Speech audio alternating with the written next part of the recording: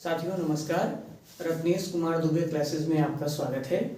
आज हम सिंधु घाटी सभ्यता के बारे में चर्चा करेंगे और इस वीडियो के माध्यम से आपको सिंधु घाटी सभ्यता के बेसिक तत्वों से लेकर के कुछ एडवांस जानकारियों के बारे में एडवांस जानकारी इसमें दी जाएगी।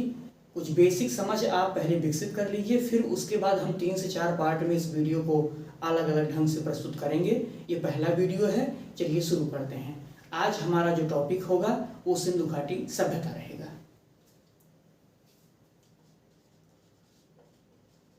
सिंधु घाटी की सभ्यता,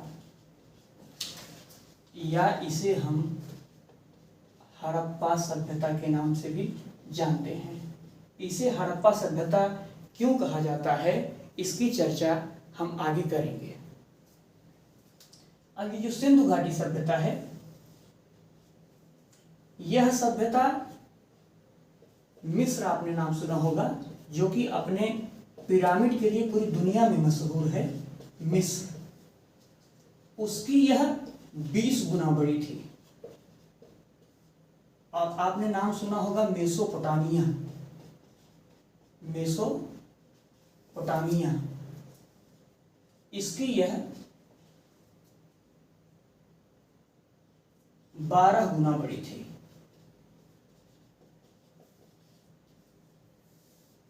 ऐसा जिक्र किताबों में कई जगह पे हमको देखने को मिलता है। अब अगर हम चर्चा करें इस सभ्यता में, इसको हड़प्पा सभ्यता क्यों नाम दिया गया, ये भी प्रश्न उठता है कि हड़प्पा सभ्यता क्यों नाम दिया गया। तो मैं आपको बताता चलूं कि सबसे पहले 1921 ईस्वी में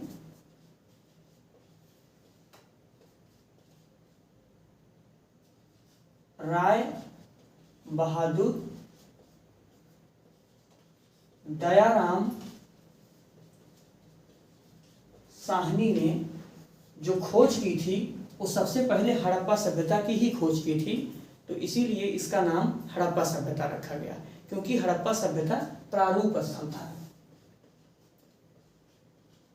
प्रारूप स्थल इसका हड़प्पा सभ्यता था, इसीलिए इसको हड़प्पा सभ्यता 1921 ईस्वी में राय बहादुर दयाराम साहनी ने हड़प्पा सभ्यता की खोज की, इसलिए इसको हड़प्पा सभ्यता के नाम से भी जानते हैं।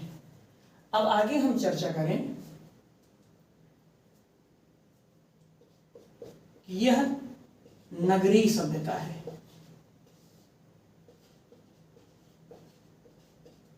यह नगरीय सभ्यता है और यह प्रथम नगरीय सभ्यता है। आपसे पूछा जाए कि प्रथम नगरीय सभ्यता कौन है, तो प्रथम नगरीय सभ्यता हड़प्पा सभ्यता मानी जाती है।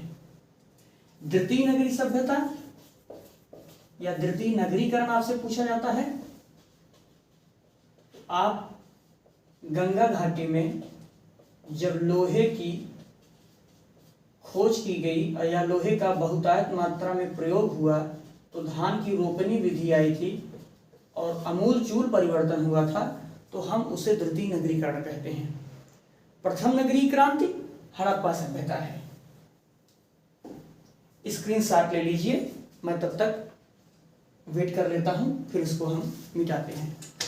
अगर हम हड़प्पा सभ्यता की बात करें आपसे, तो सबसे पहले 1826 की अगर हम बात करें,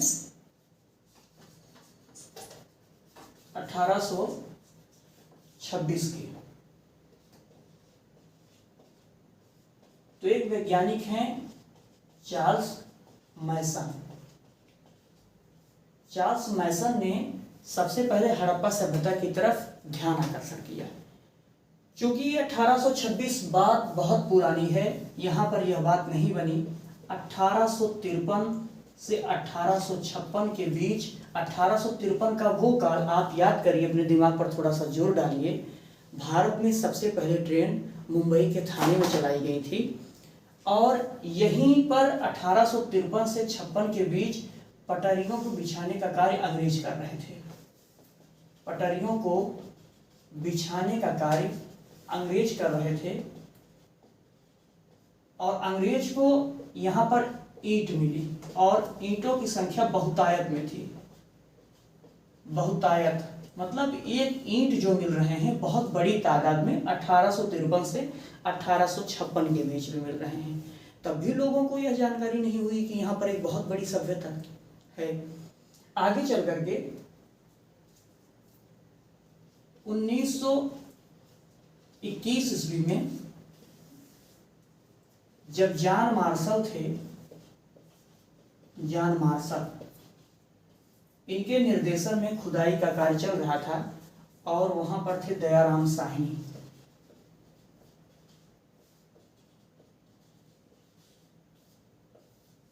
जॉन मार्शल भारतीय पुरातत्व सर्वेक्षण विभाग के प्रमुख थे।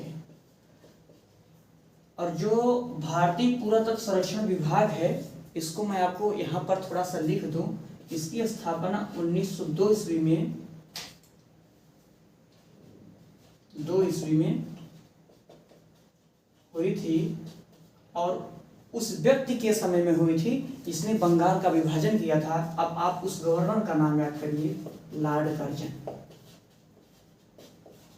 लॉर्ड कर्जन के समय में भारतीय पुरातत्व सर्वेक्षण विभाग की स्थापना की गई थी और इसी सर्वेक्षण से ये जॉन मार्शल ने जो नेतृत्व किया, दयाराम साहनी ने पहला स्थल यहाँ पर खोज निकाला जिसको हम हड़प्पा सभ्यता कहते हैं।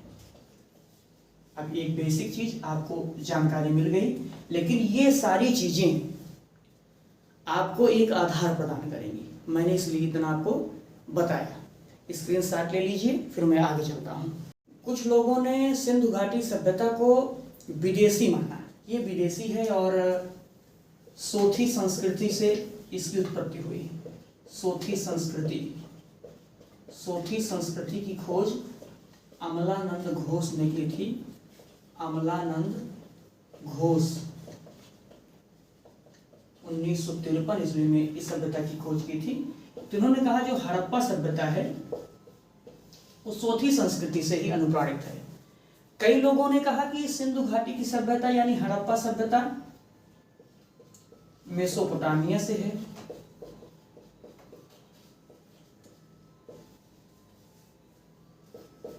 और कई लोगों ने बलूचिस्तान इसका जन्म स्थान माना।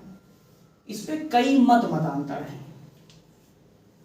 आज तक ये स्पष्ट नहीं हो पाया है क्योंकि काफी ऐसी विषमताएं हैं जो हमको अन्य जगहों पर देखने को मिलती है। जैसे सोथी संस्कृति की अगर हम बात करें तो सोथी संस्कृति में पीपल वगैरह के प्रयोग हमको देखने को मिलते हैं और पीपल के प्रयोग हमको हड़प्पा सभ्यता में भी देखने को मिलते हैं। हड़प्पा सभ्यता में भी पीपल के पत्ते वगैरह का प्रयोग हमको देखने को मिल जाते हैं। और जो लोग कहते हैं कि ये मेसोपोटामिया से है, उसका भी बहुत ठोस आधार नहीं है, क्योंकि हड़प्पा सभ्यता एक नगरीय सभ्यता है। आप समझने की कोशिश करिएगा, एक नगरीय सभ्यता है। उस समय की अन्य जो सभ्यताएं थी या तो नगरी नहीं थी या जो थी वो अर्धनगरीय थी। तो कोई ठोस हमको ये देखने को उपाय नहीं मिलता है कि कोई ठोस हमको जानकारी नहीं मिलती है कि हम जिसके आधार पर यह कह दें कि यह किसी सभ्यता से अनुप्राणित है, यानी किसी सभ्यता से ही यह जन्मी है। इसका अपना एक विस्तार था। त्रिभुजाकार में फैली हुई यह व्यवस्था थी, सभ्यता थी। इसका कुछ ऐसे ही विस्तार था। 1400 किलोमीटर के आसपास इधर है, पूर्व से पश्चिम का विस्तार, उत्तर से दक्षिण का विस्तार और पूर्व से पश्चिम तक का जो विस्तार है वो 1600 किलोमीटर के आसपास है। और मैं यहां पर आपको बताऊं कि पूर्वी जो विस्तार है इसका पूरब में, वह मेरठ का आलमगीरपुर है। आपसे पूछा जाएगा परीक्षा में कि सिंधु सभ्यता का पूर्वी विस्तार क्या है, तो आप सिंधु घाटी सभ्यता का पूर्वी विस्तार मेरठ का आलमगीरपुर बताएंगे। और आलमगीरपुर हिंडन नदी के किनारे है। यहाँ पर आप नोट्स में थोड़ा सा ऊपर नीचे हो रहा है, इसके लिए हमें खेद है। आप लोग ले लीजिएगा, पहला वीडियो है, धीरे धीरे सुधार होगा इसमें। और पश्चिमी अगर बिंदु की बात करें तो पश्चिमी बिंदु पर बलूचिस्तान है, और ये वो स्थान है सुतकांगे डोर। सुतकांगे डोर ये दास नदी के किनारे है। और जो उत्तरी क्षेत्र है सिंधु घाटी सभ्यता का उत्तरी बिंदु, वह है जम्मू कश्मीर वाला क्षेत्र। जम्मू कश्मीर का एक क्षेत्र है, उसे हम मांडा कहते हैं। और जो मांडा है वह चिनाब नदी के किनारे है। ये सबसे उत्तरी बिंदु है। पूर्वी बिंदु आलमगीरपुर है, यह हिंडन की के किनारे है। और पश्चिमी बिंदु बलूचिस्तान है, यह सुतकांगे डोर के पास पड़ता है, दास का नदी के किनारे है। उत्तरी बिंदु जो है वो जम्मू कश्मीर का मांडा है, वह चिनाब नदी के किनारे है। और हम दक्षिणी बिंदु की अगर बात करें, सिंधु घाटी सभ्यता में दक्षिणी बिंदु की अगर हम बात करें तो इसका दक्षिणी बिंदु दायमाबाद है।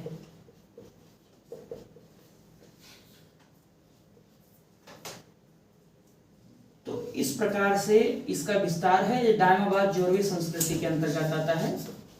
जोरवे एक ताम्रपाषाणिक संस्कृति है। जोरवे एक ताम्रपाषाणिक संस्कृति है।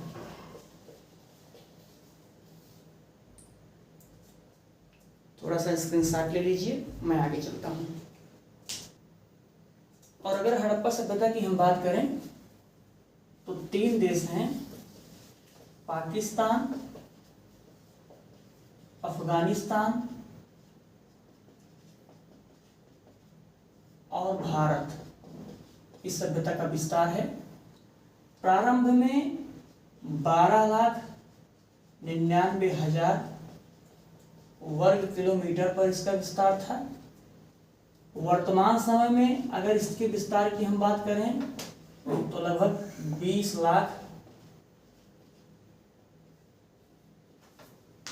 वर्ग किलोमीटर इसका विस्तार हो चुका है।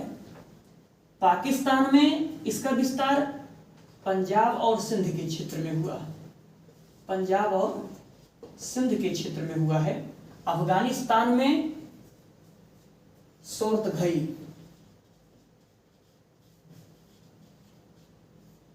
और भारत में गुजरात, राजस्थान, उत्तर प्रदेश, हरियाणा, कश्मीर, महाराष्ट्र, इन जगहों पर है। प्रारंभ में इसके 400 स्थल खोजे गए थे जब हड़प्पा सभ्यता की खुदाई हुई। वर्तमान में 1400 से ज्यादा स्थल खोजे गए हैं और ये गिनती बढ़ती चली जा रही है। पानीपत के आसपास भी कुछ स्थल खुदे हुए मिले हैं और कुछ सनौली में इस समय वर्तमान समय में खुदाई चल रही है। वर्तमान समय में सनौली में।